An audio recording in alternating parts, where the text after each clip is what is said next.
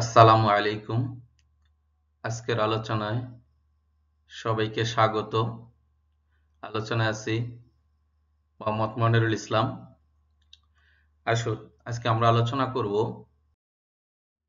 Dhaka board 2023 সালে আসা উচ্চ মাধ্যমিক রসায়ন দ্বিতীয় পত্রের 2 নম্বর সৃজনশীল প্রশ্নটি নিয়ে। আমরা চিত্রে স্ক্রিনে একটি বিক্রিয়া দেখতে পাচ্ছি, যেখানে এখানে একটা বেনজিন আছে যেটাকে এ যৌগ বলা হয়েছে, যার নাইট্রেশনে বি যৌগ উৎপন্ন হবে এবং একে যদি টিন এবং হাইড্রোক্লোরিক অ্যাসিড দ্বারা বিজারণ করা হয় তাহলে সি যৌগ উৎপন্ন হবে। বেনজিনের নাইট্রেশনে সাধারণত নাইট্রোবেনজিন উৎপন্ন হয়। নাইট্রোবেনজিনের বিজারণে অ্যানিলিন উৎপন্ন হয়। আসুন দেখি এখান থেকে সম্ভাব্য প্রশ্নগুলো। কতে এসেছে অ্যাসিড বৃষ্টি কি? খতে এসেছে জৈব যৌগে কার্বক্সিলিক অ্যাসিড মূলকের উপস্থিতি শনাক্তকরণের পরীক্ষা সমীকরণ সহ লেখো। গতে এসেছে উদ্দীপকের সি যৌগের নাইট্রেশনে প্রতিস্থাপক অর্থপ্যারা অবস্থানে যুক্ত হয় না কেন? ব্যাখ্যা করো। ঘতে এসেছে উদ্দীপকের এ বি ও সি যৌগের ক্ষেত্রে ইলেকট্রন আকর্ষী প্রতিস্থাপন বিক্রিয়ার সক্রিয়তার ক্রম বিশ্লেষণ করো। আসুন এবার আমরা উত্তরগুলো দেখি। প্রথমেই ক নং প্রশ্নের উত্তর, অ্যাসিড বৃষ্টি কি? উত্তর হচ্ছে কার্বন, নাইট্রোজেন ও সালফারের বিভিন্ন অম্লীয় অক্সাইড, যেমন কার্বন ডাই অক্সাইড আছে, নাইট্রোজেনের বিভিন্ন অক্সাইড, সালফারের বিভিন্ন অক্সাইড প্রভৃতি বৃষ্টির পানির সাথে মিশে carbonic acid, nitric acid, sulphurous acid, sulphuric acid acid হিসেবে ভূপৃষ্ঠে নেমে আসার ঘটনাকে অ্যাসিড বৃষ্টি বলে। খ নং প্রশ্নটি দেখি। জৈব যৌগে কার্বক্সিলিক অ্যাসিড মূলকের উপস্থিতি শনাক্তকরণের পরীক্ষা সমীকরণ সহ লেখো। এর উত্তরে আমরা বলতে পারি জৈব যৌগের কার্বক্সিলিক অ্যাসিড মূলকের উপস্থিতি শনাক্তকরণ। প্রথমেই একটি পরীক্ষা নলে সোডিয়াম হাইড্রোজেন কার্বনেট বা সোডিয়াম বাইকার্বনেট এর দ্রবণ নিয়ে তাতে 4 থেকে 5 ফোঁটা নমুনা যৌগ যোগ করে সামান্য উত্তপ্ত করি এবং এতে বুদবুদ আকারে গ্যাস উৎপন্ন হয় যা পরিষ্কার চুনের পানিকে ঘোলা করে। আসুন বিক্রিয়া দুটি দেখি। এই যে কার্বক্সিলিক অ্যাসিড দেওয়া আছে, এর সাথে সোডিয়াম হাইড্রোজেন কার্বনেট দেওয়া হলো। বিক্রিয়া করে দেখা যায় সোডিয়াম লবণ, তার সাথে এই যে পানি উৎপন্ন হয়েছে এবং কার্বন ডাই অক্সাইড গ্যাস। এই কার্বন ডাই অক্সাইড গ্যাস পরিষ্কার চুনের পানি ক্যালসিয়াম হাইড্রোক্সাইডের সাথে যখন বিক্রিয়া করে কঠিন ক্যালসিয়াম কার্বনেট তৈরি করছে, যা পরিষ্কার চুনের পানিকে ঘোলা করে দিচ্ছে। অতএব নমুনা যৌগে কার্বক্সিলিক অ্যাসিড মূলক উপস্থিত। আসুন গ নং প্রশ্নের উত্তরটি দেখি। প্রথমেই প্রশ্নটি পড়ে নিচ্ছি, উদ্দীপকের সি যৌগের নাইট্রেশনে প্রতিস্থাপক অর্থ প্যারা অবস্থানে যুক্ত হয় না কেন?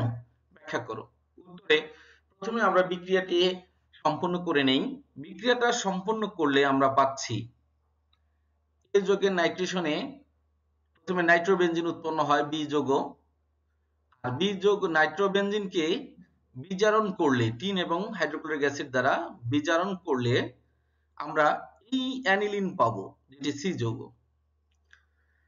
এই অ্যানিলিনের ক্ষেত্রে নাইট্রেশন আমরা যখন করি তখন অর্থ প্যারা অবস্থানে প্রতিস্থাপক যুক্ত হয় না।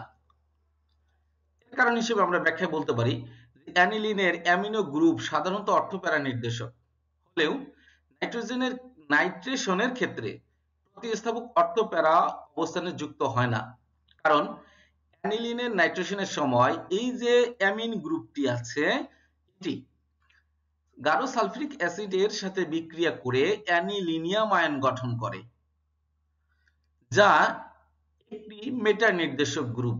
অর্থাৎ এই গ্রুপটি বেনজিন বলয় থেকে ইলেকট্রন ঘনত্ব নিজের দিকে টেনে নিয়ে অর্থ এবং প্যারা পজিশনে ইলেকট্রন ঘনত্বকে কমিয়ে দেয়। তাই মেটা পজিশনে ইলেকট্রন ঘনত্ব তুলনামূলক বেশি থাকে। বেশি থাকায় অ্যানিলিনিয়াম আয়নের উপস্থিতিতে নাইট্রেশনের প্রথম ধাপে উৎপন্ন নাইট্রো গ্রুপ মেটা অবস্থানে যুক্ত হয়ে অম্লীয় মাধ্যমে মেটা নাইট্রো অ্যানিলিন গঠন করে। আমরা এই যে বিক্রিয়াটি দেখতে পাচ্ছি, এখানে আছে অ্যানিলিন সালফিক অ্যাসিডের সাথে বিক্রিয়া করলো, বিক্রিয়া করে এই যে অ্যানিলিনিয়াম আয়ন গঠন করলো।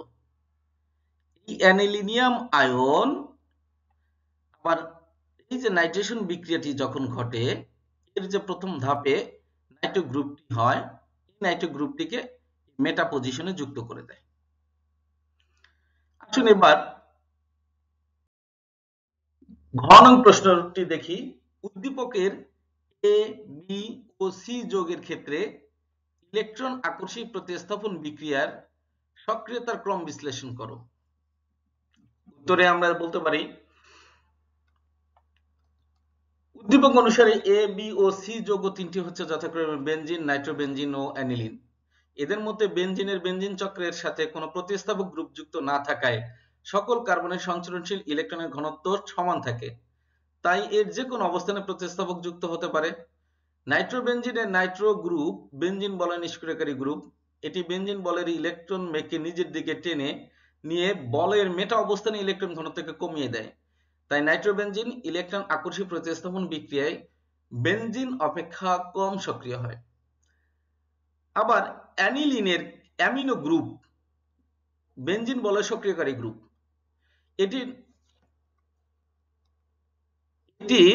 নাইট্রোজেন পরমাণুতে থাকা মুক্ত ইলেকট্রন জোড় বলের রেজোন্যান্সে অংশগ্রহণ করে এবং বলের অর্থপ্যারা অবস্থানে ইলেকট্রন ঘনত্বকে বৃদ্ধি করে, তাই এই অ্যানিলিন ইলেকট্রন আকর্ষী প্রতিস্থাপন বিক্রিয়ায় বেনজিন অপেক্ষা বেশি সক্রিয় হয়।